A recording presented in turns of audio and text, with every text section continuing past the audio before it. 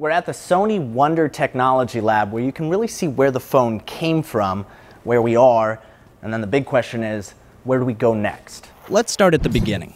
1876. Alexander Graham Bell makes the first phone call, famously telling his assistant, "Mr. Watson, come here, I want you."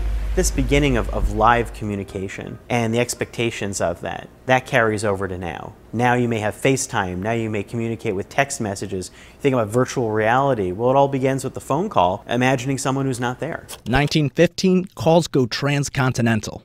Then, 4 decades later, transatlantic. You're looking at the elimination of time and space to some degree. 1963, rotary phones give way to touch tone. Then, in 1973, the first cell phone call. Marty Cooper, then a Motorola employee, later told 60 Minutes that when he made that call in Midtown Manhattan, he walked into the street and almost got hit by a cab. That was a historical event, and I'm sure it's happened many times since.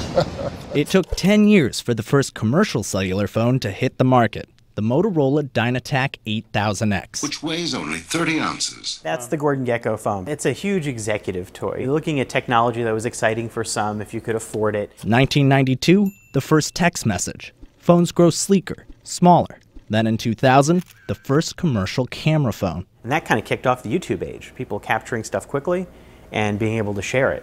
Welcome to the smartphone era. The iPhone arrived in 2007, and Android a year later. Phones become computers. I think that if you showed someone this back then, they'd have no idea what this was.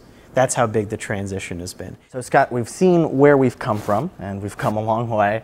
Where are we going next?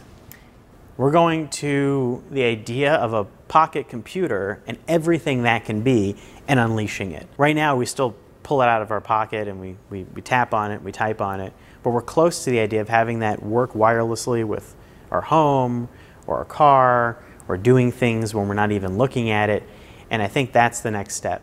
Phones are becoming your personalized keycard, unlocking and controlling the devices around you in an ever more interconnected world. Mind camera, stop recording. Call mom. Alexander Trowbridge, CBS News.